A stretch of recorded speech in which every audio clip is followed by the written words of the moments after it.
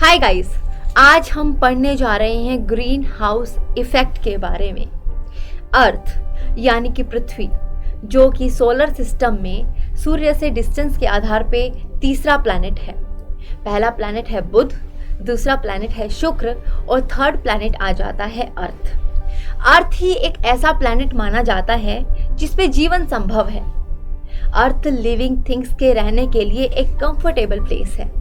इसका temperature planets और animals और ह्यूमंस के जिंदा रहने के लिए परफेक्ट माना जाता है।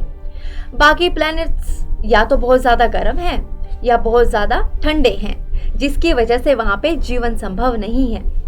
तो ऐसा क्या है जो अर्थ को इतना स्पेशल बनाता है?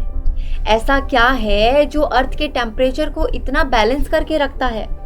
इसका एक रीज़न है the green house effect.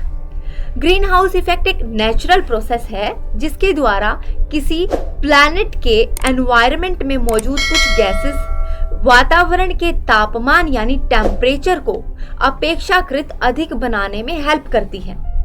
In green house gases में कार्बन डाइऑक्साइड, मीथेन, जलवाष्प, नाइट्रोजन ऑक्साइड, ओजोन, क्लोरोफ्लोरोकार्बन जैसी गैसें शामिल हैं। ये ग्रीन हाउस क्या होता है आइए जानते हैं। हरित गृह यानी कि ग्रीन हाउस कांच की बनी एक बिल्डिंग होती है। ठंडे प्रदेशों में बहुत कम टाइम के लिए ही सनलाइट अवेलेबल होती है और इस अवधि में सनलाइट ग्रीन हाउस के कांच में से होकर प्रवेश करती है और पेड़ पौधों के द्वारा होने वाली खाद्य श्रृंखला यानी कि फोटोसिंथेसिस में सहायक होती है।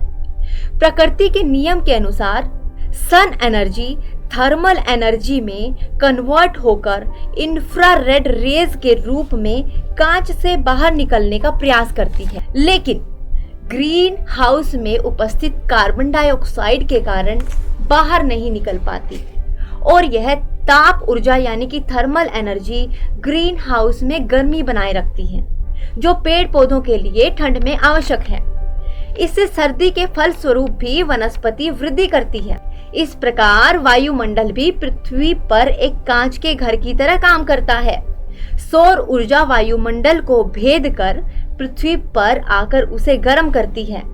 सामान्य परिस्थितियों में पृथ्वी को चारों ओर से घेरे हुए क्षोभ मंडल ग्रीन हाउस के कांच की तरह काम करता है, जो वायुमंडल में एकत्रित सन एनर्जी को वापस नहीं जाने देता और पृथ्वी पर टेम्परेचर बैलेंस बनाए रखता है।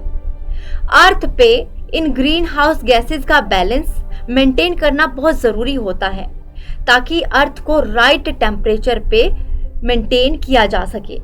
लेकिन कुछ ह्यूमन एक्टिविटीज अर्थ के नेचुरल ग्रीन हाउस इफेक्ट को बदल रही हैं। ग्रीन हाउसेस की मात्रा बढ़ गई है और अभी भी बढ़ रही है और ये गैसेस अत्यधिक मात्रा में ऊष्मा कैद कर रहा है और ग्रीन हाउस इफेक्ट की इस अधिकता के कारण ग्लोबल वार्मिंग होता है। वर्ल्ड का एवरेज टेम्परेचर ग्लोबल वार्मिंग के कारण पिछले कई वर्षों में तेजी से बढ़ा है। यदि तापमान की वृद्धि दर ऐसी ही रही तो अगले 100 वर्षों में पृथ्वी का तापमान 3 से 5 डिग्री सेल्सियस बढ़ जाएगा। ग्लोबल वार्मिंग के बहुत बड़े इफेक्ट्स हैं। इसका प्रभाव एक देश पे ना होकर पूरी पृथ्वी पे पड़ता है। ग्लोबल वार्मिंग के प्रभाव कुछ इस प्रकार हैं।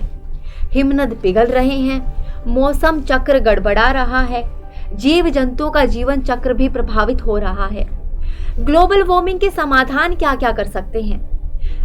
ग्लोबल वार्मिंग के कुछ समाधान इस प्रकार है। ग्रीन हाउस गैसेस की उत्पत्ति और प्रयोग कम की जाए, एनवायरनमेंट फ्रेंडली उत्पादों का प्रयोग किया जाए, वनों के विनाश को रोका जाए एवं कृषि योग्य भूमि को बढ़ाया जाए। फ्यूल और प्रकाश के लिए नॉन कन्वेंशनल सोर्सेज जैसे कि पवन ऊर्जा, जल ऊर्जा, वायु ऊर्जा का प्रयोग किया जाए। फॉसिल फ्यूल्स यानी कि पेट्रोल, डीजल आदि का उपयोग नियंत्रित रूप से किया जाए। जनसंख्या वृद्धि दर कम होनी चाहिए और अधिक संख्या में पेड़ लगाए जाने चाहिए।